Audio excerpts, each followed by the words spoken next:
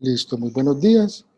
Mi nombre es Jean-Paul Gómez Gil, residente de Medicina Interna de la Universidad de Antioquia, y estoy con el docente bajo la asesoría del doctor Joaquín Rodelo Ceballos, que es docente y nefrólogo de la Universidad de Antioquia y trabaja en el Hospital Universitario San Vicente Fundación.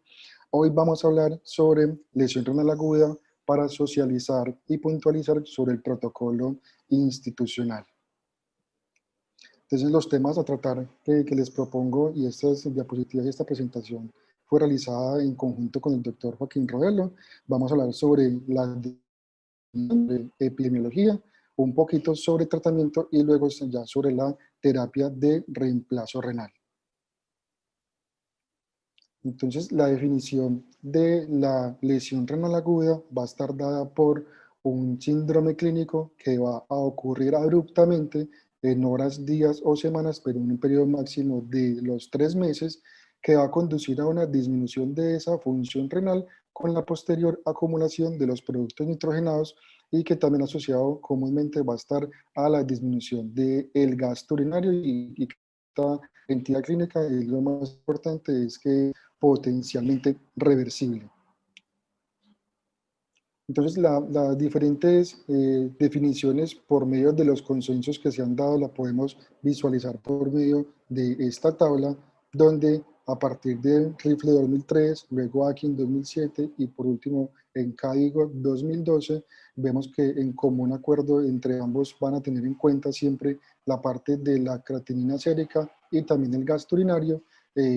CADIGO las define como un incremento de esa creatinina sérica que va a estar mayor o igual a 0.3 miligramos por decilitro que van a ocurrir dentro de 48 horas, o también un incremento en la creatinina sérica mayor o igual a 1.5 veces la basal, de la cual se presume que ha ocurrido en los 7 días previos. El gasto urinario va a estar también definido por debajo de 0.5 mililitros por kilo hora por 6 horas. Valga la aclaración que cualquiera de estos dos criterios, o el criterio de la creatinina sérica o el criterio del gasto urinario, va a cumplir para la definición de lesión renal aguda y que no está muy distante y está en común acuerdo con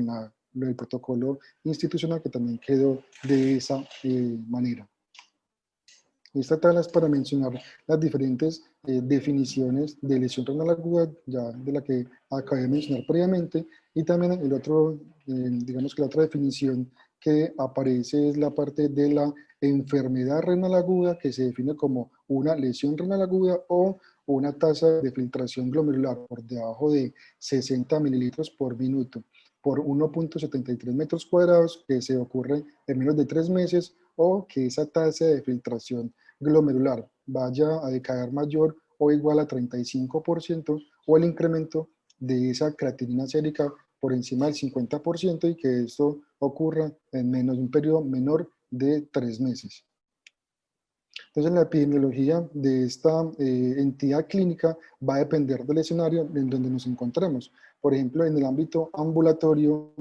se va a presentar en menos del 1% de los casos. Ya en el ámbito hospitalario va a estar dado por salas generales, donde se puede presentar hasta en el 20% de los casos, y ya en las unidades de alta dependencia, como en el cuidado crítico, hasta el 70% de los casos se pueden presentar lesión renal aguda. Y muchas veces, y llama la atención que esta parte, muchas veces va a pasar desapercibida esta entidad clínica. Todos los resultados o los desenlaces de la lesión renal aguda, y es por medio del cual pues, los estudios se centran en buscar cuáles van a requerir terapia de reemplazo renal, la duración de la misma, cómo va a ser esa recuperación de esa función renal, si de pronto va a progresar a una enfermedad renal crónica, pues lesión renal aguda, también la tasa de filtración glomerular, el balance de líquidos, la sobrevida de la misma, también la morbilidad que se asocia por las diversas complicaciones que estos pacientes pueden presentar, la estancia hospitalaria tanto en unidades de alta dependencia como en salas generales, el estado funcional del paciente y también los análisis económicos que pueden conllevar esta entidad clínica cuando se desarrolla en el ámbito hospitalario, qué impacto económico pueden tener. El 4% de los ingresos hospitalarios pueden ser por lesión renal aguda. La mortalidad puede ser tan alta en los pacientes más graves hasta el 50%. No es reconocida hasta el 23.5% de los casos, y esto va a conllevar a un aumento de los costos, del tiempo de estancia hospitalaria y de la mortalidad de nuestros pacientes.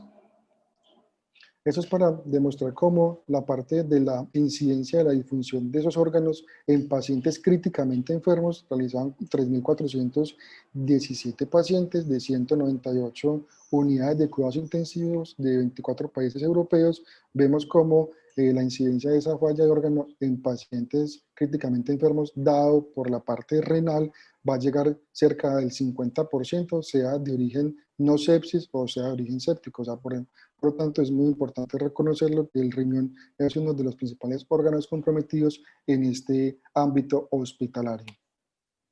Esto es para demostrar cómo en este artículo publicado en el 2013 en la Sociedad Americana de Nefrología, la incidencia mundial de lesión renal aguda, donde ellos hicieron por medio de motores de búsqueda como Medline y Embase, en últimas recolectaron los estudios que usaron la definición CAIGO, que es la actualmente recomendada. En total fueron 154 estudios, de los cuales recolectaron 3.500.000 pacientes. Y para mencionar en esta flechita con rojo, vemos cómo estamos representados en este continente, en la parte de Sudamérica, por medio de 6 estudios en total, siendo 5 adultos y 1 en la población pediátrica, donde ellos demostraron, y lo que encontraron estos autores fue que la incidencia acumulada de lesión renal aguda y el requerimiento de la terapia de reemplazo renal fue cerca del 23.2% de incidencia total, pues, de la lesión renal aguda, y a medida pues que iba avanzando esa parte de los estadios, va a ser de 11.5% el 1, el 4.8% el 2, y el requerimiento de diálisis el 2.3%. Y esta es la incidencia acumulada por la parte de la mortalidad, donde vemos que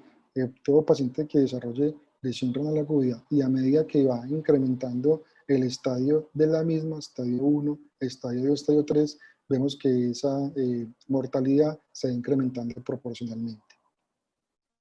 Y esto es cuando la mortalidad no es ajustada por la lesión renal aguda, que se comporta como un factor independiente de muerte. Vemos como a lo largo, otra vez lo mismo de la lesión renal aguda por los estadios, se va incrementando esa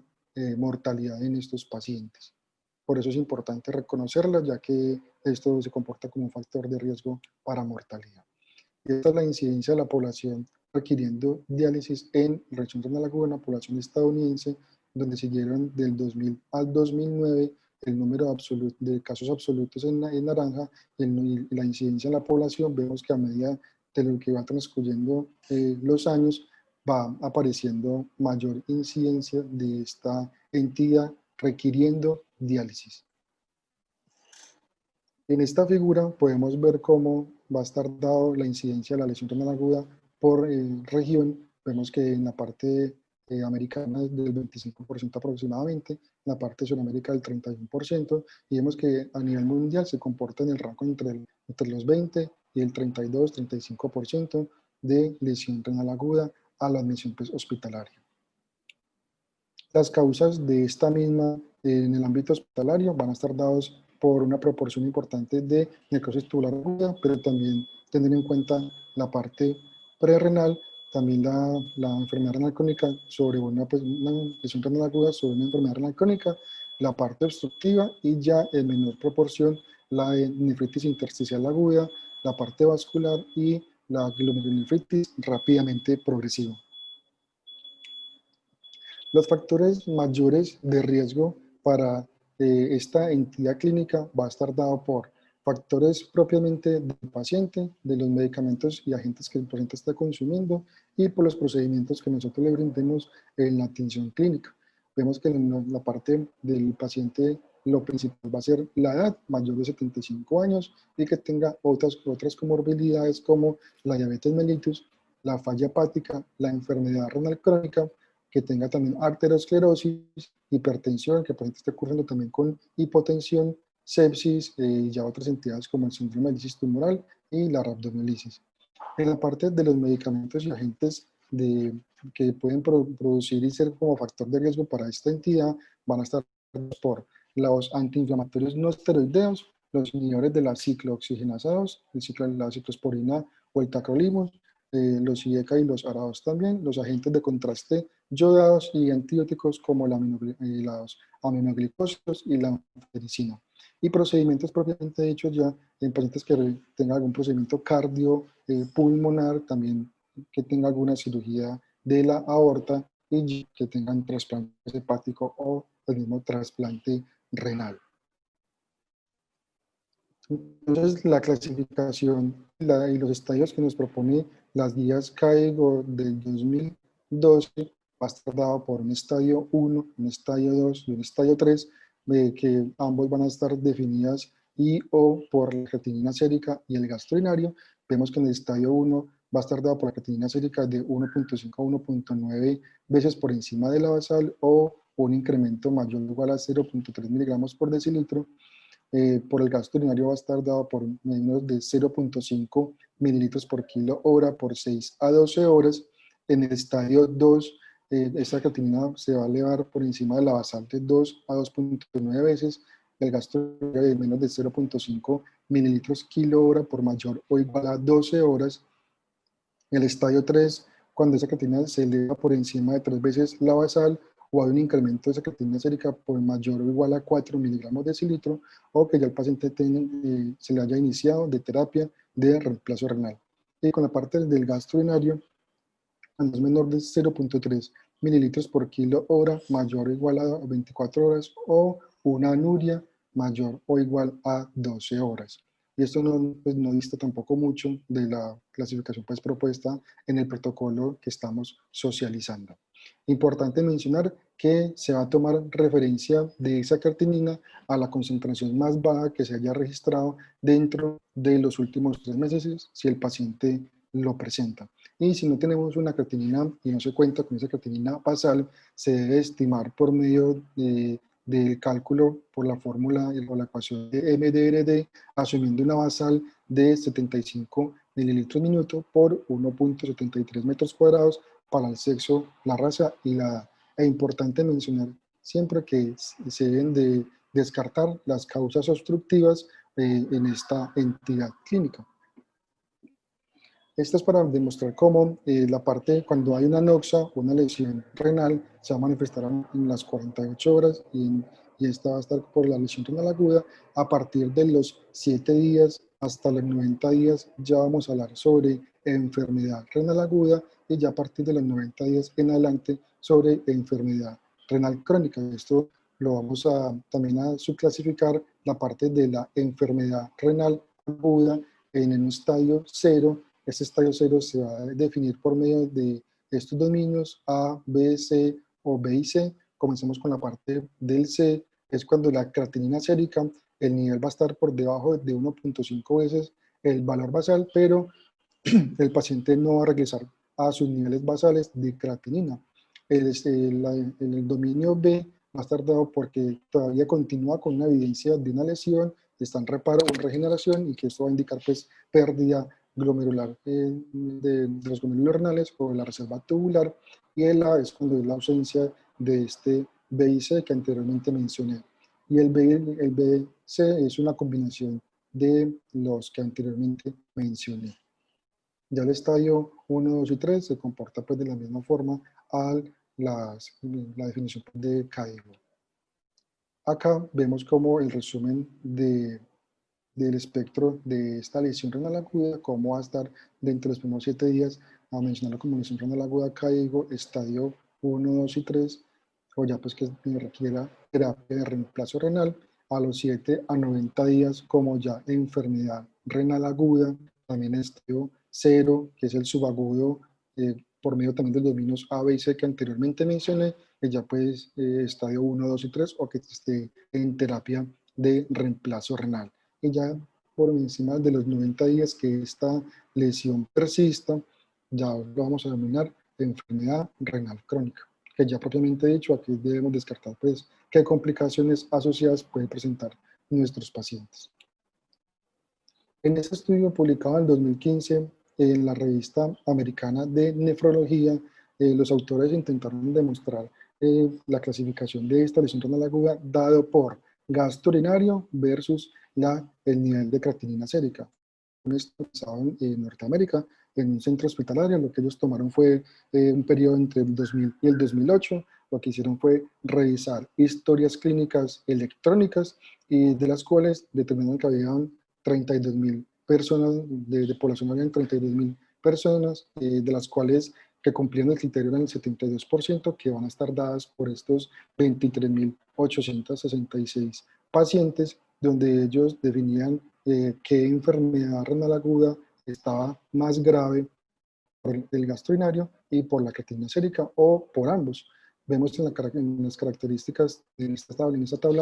como la duración del estadio 3 de la lesión renal aguda dado por días cuando se cumplían ambos criterios era de 5.6 con una desviación estándar de 6.9. Cuando hablaban de la parte de la estancia hospitalaria durante la terapia de reemplazo renal, fue en 1.251 pacientes la que la desarrollaron, que representaba un 25% de esos 4.995 que tuvieron los dos criterios, tanto el gasto urinario como la creatinina sérica. La estancia en UCI, cuando cumplían ambos criterios, dado por días era de 7, hospitalaria eran de 22, y ya la mortalidad hospitalaria ocurrió en 1.597 pacientes, que eso representa un 32%, la mortalidad a 30 días era del 27.5%, y vemos que a medida que va avanzando el tiempo, a los 90 días era del 37.8%, y a un año era del 47.9%. Esta mortalidad se iba incrementando cuando se cumplían estos dos criterios, como lo podemos ver mejor en esta figura. Como la mortalidad va a estar de acuerdo a ambos criterios. Fueron 6 grupos, les voy a mencionar que el grupo 1, que estaba por este color verde, eran pacientes que no tenían lesión renal aguda. El grupo 2 era que cumplían el AQI 1 y 2 por gasto urinario, pero no por creatinina. El grupo 3, dado por el color amarillo, era AQI 2, 3 por gasto urinario y 1 por creatinina. Grupo 4 era el naranja, que era AQI 1 y 2 por gasto urinario y 2 por creatinina. El grupo 5 es el rojo clarito, que es AQI 3 por gasto urinario y 1 y 2 por creatinina, o 3 por la creatinina más 1 y 2 de la gasto urinaria. Y el más importante que me parece es el grupo 6, es el rojo oscuro, que era el cual los pacientes desarrollaban AQI 3 por los dos criterios que los estaba cumpliendo. Digamos como la parte de la mortalidad de nuestros pacientes o la sobrevida de estos mismos está disminuida en ese grupo 6, dado por este color rojo, cuando se cumplen estos dos criterios. Y también cuando los pacientes tenían la probabilidad de estar libre de esa diálisis en el grupo 6, esa probabilidad de estar libre. Cuando se presentaba el gasto urinario y la creatinina, se cumplían ambos criterios, vemos que los pacientes tenían menos sobrevida en este grupo 6 y a su vez también la probabilidad de estar libre de diálisis en ambos pacientes cuando se cumplían estos dos criterios era menor del grupo 6. En este otro estudio publicado en el 2013 en cuidado crítico para la parte de la prueba de estrés con furosemida en predecir la gravedad de la lesión renal aguda, un estudio de corte de 77 pacientes a los cuales se les realizó un test de furosemida. La dosis fue de 1 a 1.5 miligramos por kilo, dosis única, una media fue de 80 miligramos, para evaluar posteriormente cuál era la diuresis a las 2 horas. Si era mayor de 200 mililitros, el paciente era respondedor a esta misma. Si el paciente presentaba más o menos mayor de 200 mililitros, tenía una hora bajo la curva de 0.87 para no progresar a lesión renal aguda estadio 3. En cambio, pacientes que tenían esa gasto urinario menor de 200 mililitros a las 2 horas van a progresar a una lesión renal aguda estadio 3 con una sensibilidad del 87% y una especificidad del 84%, como lo podemos ver en esta figura número 2, como en el eje de las Y va a estar el gasto urinario, en el eje de las X el tiempo en el cual se evaluó la respuesta a esta terapia diurética. La parte de las columnas de este gris con rayas va a estar dado con los pacientes que van a progresar a la lesión renal aguda aquí 3, y en la parte de la columna del gris son los pacientes a los cuales a las 1, 2 horas y las demás horas eran respondedores a esta terapia con diuréticos, y esto indicaba pues que los pacientes no progresaban tanto a lesión renal aguda estadio 3. En esta figura es para demostrar lo que ya hemos conocido, lo que sabemos cuando hay una anoxia o una lesión renal aguda. La parte de a las 48 horas es cuando lo vamos a lograr determinar y visualizar por medio de la creatinina sérica, que es cuando se empieza a elevar, ya que cuando se produce esa anoxia inmediatamente se va a presentar esa disminución de la tasa de filtración glomerular, pero solamente lo vamos a dar cuenta por medio de este biomarcador creatinina sérica a las 48 horas. Por lo tanto, esta va a tener unas limitaciones de su uso, ya que no se va a aumentar con caídas sutiles de la tasa de filtración glomerular, va a tener un lento ascenso con la disminución súbita pues, de esa tasa de filtración glomerular, va a estar disminuida en el contexto también de un proceso séptico, y puede que no aumente de una manera proporcional a esa caída de la tasa de filtración glomerular. En esta figura podemos observar cómo cuando hay una exposición se van a producir unos biomarcadores de estrés. Cuando hay un insulto o una lesión, se van a producir biomarcadores de daño. Y cuando estos van a persistir, se van a presentar los biomarcadores de disfunción. Y en esto lo vamos a evaluar de esta manera. El paciente que está con un riesgo incrementado de presentar esta entidad, deberíamos ir en función de hacer una prevención primaria. Y acá podríamos utilizar, si en la medida de lo posible, si hay disponibilidad de estos mismos, los biomarcadores de detección temprana a nivel sérico, como el N-gal o la cistatina C, y ya en la parte urinaria, el N-gal, la interleuquina 18, el KIN1, entre otros. Ya cuando el paciente tiene una lesión renal, ya el paciente tiene el daño,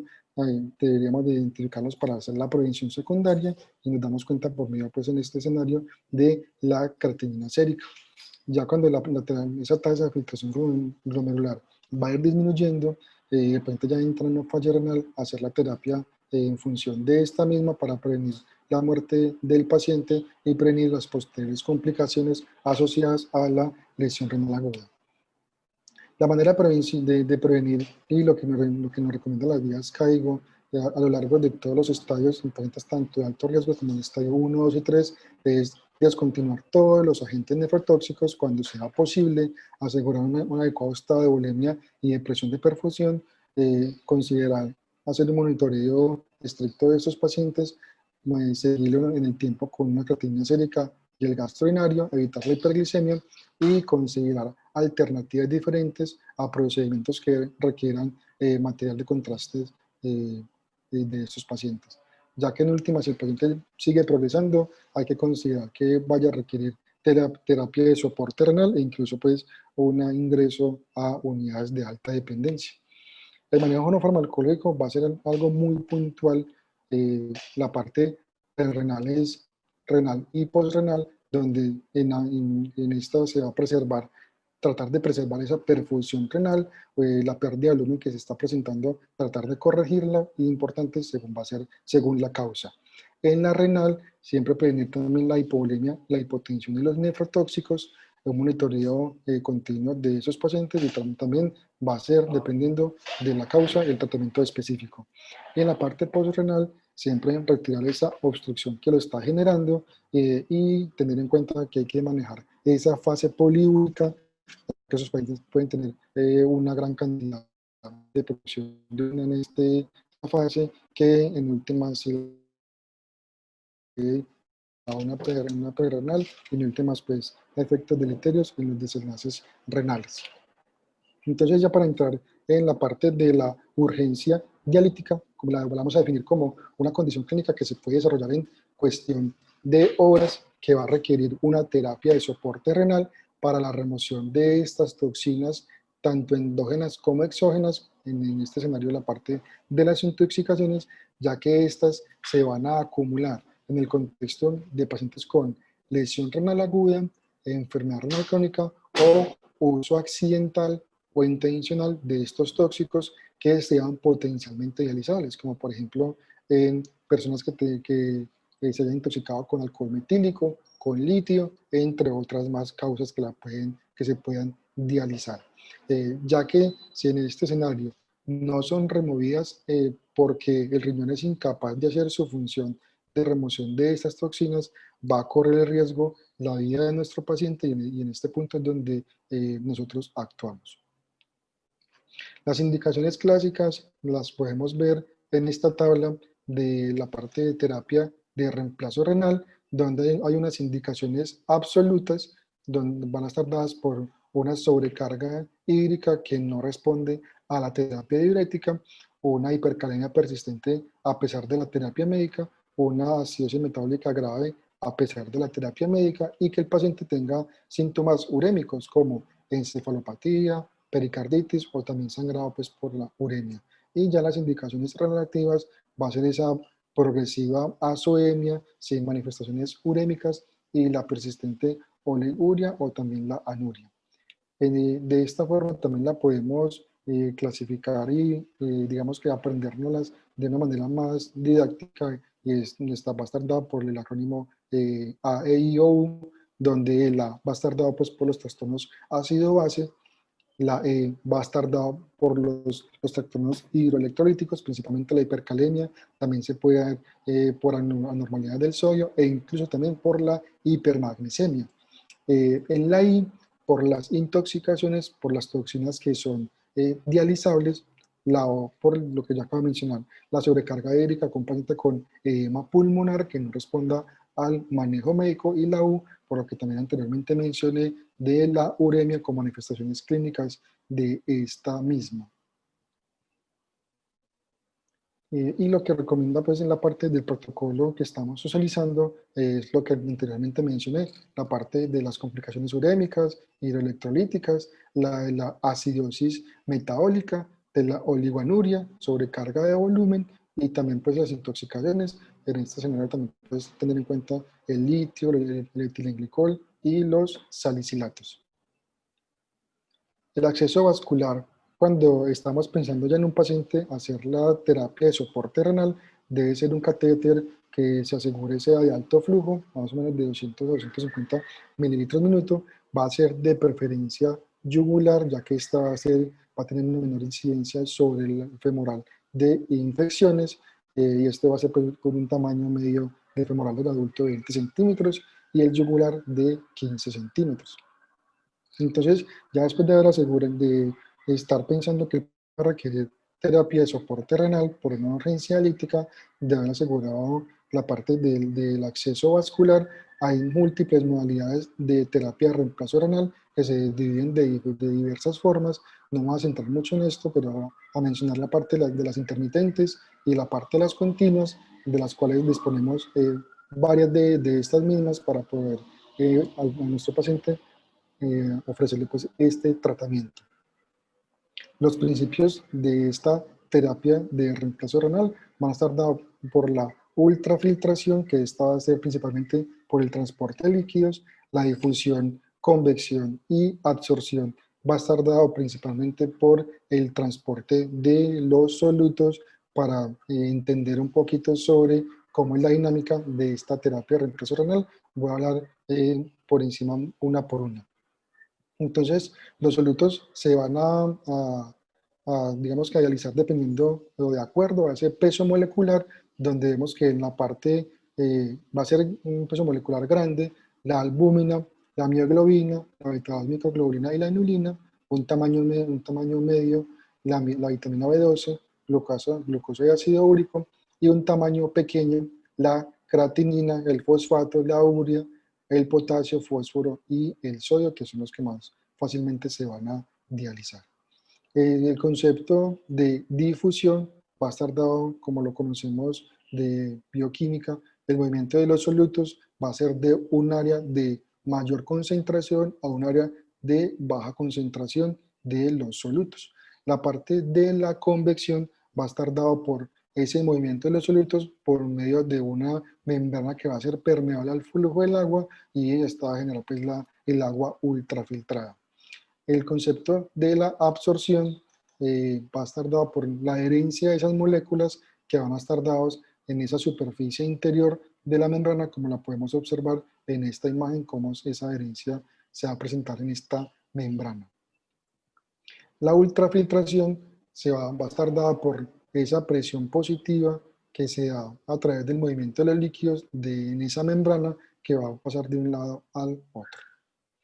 Entonces, en la hemodiálisis intermitente es una de las terapias que es más ampliamente utilizadas y tradicionalmente por los nefrólogos. Se realiza usualmente, y lo más común es 3 veces por semana, de 3 a 4 horas por sesión, con una tasa de flujo de sangre de 200 a 300 mililitros minuto, con un caudal desdializado de 500 a 800 mililitros minuto.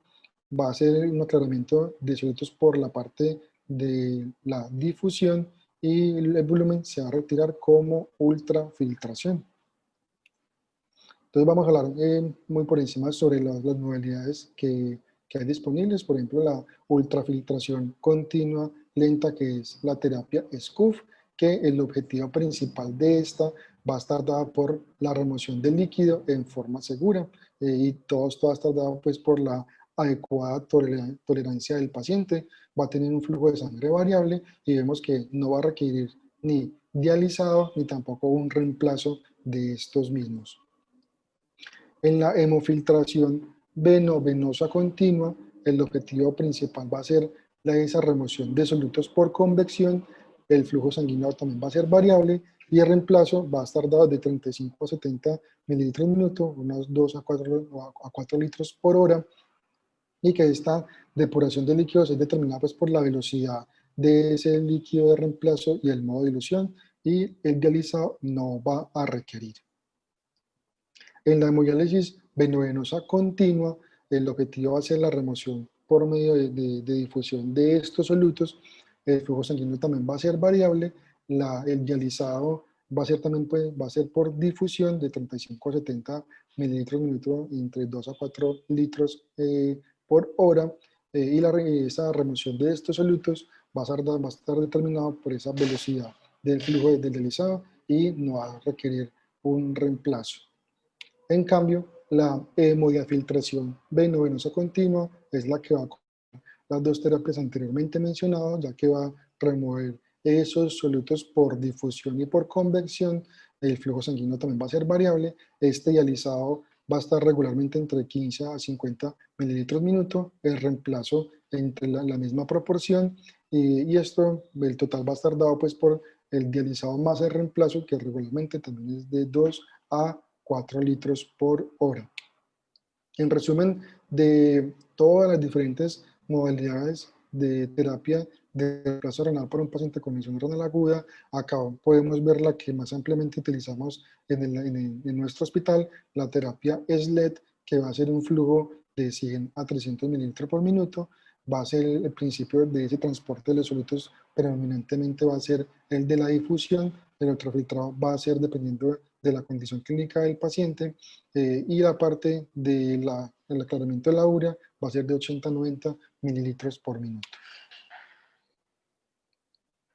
En la filtración venovenosa continua también va a estar dado en el ámbito hospitalario, donde también la podemos brindar con un flujo sanguíneo de 150 a 250 mililitros por minuto. El predominio de ese transporte va a estar dado por difusión más la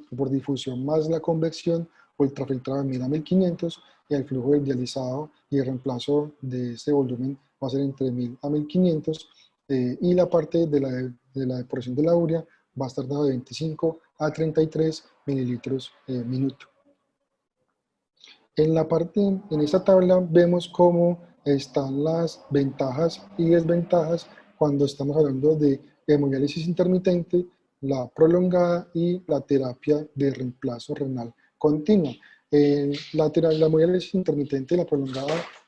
son semejantes, ya que ambas pueden tener las ventajas de remover rápidamente las toxinas circulantes, disminuir el tiempo de estos procedimientos diagnósticos y terapéuticos, también reducir la exposición a la anticoagulación y tiene mucho menor costo comparativamente con la terapia de reemplazo renal continuo. Las desventajas es que esta rápida remoción de este líquido puede producir hipotensión, también producir un desequilibrio de la diálisis con riesgo de edema cerebral y que es técnicamente complejo. En cambio, las ventajas de la terapia de reemplazo renal continua va a remover, como su nombre lo dice, continuamente estas toxinas, va a tener una mayor adecuada tolerancia a la parte hemodinámica, va a tener un fácil control de ese balance de líquidos, va a prevenir ese síndrome de desequilibrio y va a ser mucho más amigable estas máquinas. La desventaja es que la parte de la depuración de estos solutos va a ser mucho más lento que la terapia intermitente, va a necesitar de una anticoagulación mucho más prolongada, va a reducir la posibilidad de la movilización de nuestros pacientes, puede producir también hipotermia y esto va a incrementar los costos cuando lo comparamos con la terapia de hemodiálisis intermitente. Por último, en esta diapositiva vemos como un paciente que tenga criterios de urgencia dialítica, que ya los mencioné anteriormente en unas diapositivas previas, paciente que también tenga una enfermedad renal crónica con alta filtración por debajo de 15 mililitros por minuto y que tenga otros síntomas también como hipercalemia, el edema pulmonar o la encefalopatía urémica. Esos pacientes que requieren urgencia dialítica va a estar determinados dónde se los vamos a manejar, si están hemodinámicamente estables o inestables. Si están estables, va para la unidad de cuidados especiales. Acá se les debe ordenar el catéter yugular por radiología intervencionista, que lo puede realizar el mismo nefrólogo o el servicio de medicina interna, para luego hacerle y prescribirle la hemodiálisis intermitente, que usualmente va a estar dada por esos parámetros por lo general, que va a ser un tiempo de 4 horas con un filtro de 60. Este filtro va a estar determinado pues por el peso del paciente, pero el que usamos usualmente es el filtro 60. La heparina a 100 o 150 unidades por hora, pero esto también va a estar determinado por si el paciente tenga una contraindicación para usarlo, como por ejemplo pacientes que estén con sangrado activo, que tengan tiempos de coagulación que estén prolongados, tanto el TPT como el INR, o que también tenga una trombocitopenia en esos escenarios, o que el paciente también venga con anticoagulación. En esos escenarios no se les daría pues heparina para la terapia de hemodiálisis. Y el ultrafiltrado va a depender de la condición clínica que esté presentando nuestro paciente. También es importante mencionar en esta parte, en este apartado, la parte de la solución. La solución es la parte del el control de la concentración de potasio que puede tener este componente. Importante mencionar que 3290 es el que se usa en pacientes que no tengan hipercalemia, contrario a el 1390, que es el que se debe usar en el contexto de que el paciente tenga hipercalemia. Pacientes que estén hemodinámicamente inestables, va pues para unidades de alta dependencia, se le debe instalar un catéter femoral por el intensivista o nefrología según la disponibilidad del mismo, y ya si hay disponibilidad de la terapia de reemplazo renal que sea continua, se debe prescribir según lo que recomiende el nefrólogo o en el intensivista en asesoría del nefrólogo, y si no, se hace la terapia SLED por un tiempo de 8 horas con un filtro de 60, la heparina con las acortaciones que anteriormente mencioné, con un flujo de 220 mililitros minuto. Importante que este flujo va a estar determinado también si es un catéter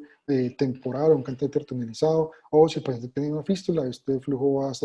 va a variar, pero como estamos con máquinas SLED, el flujo usual va a ser de 200 a 200 mililitros por minuto. Y la ultrafiltración va a ser según la condición clínica. Muchas gracias.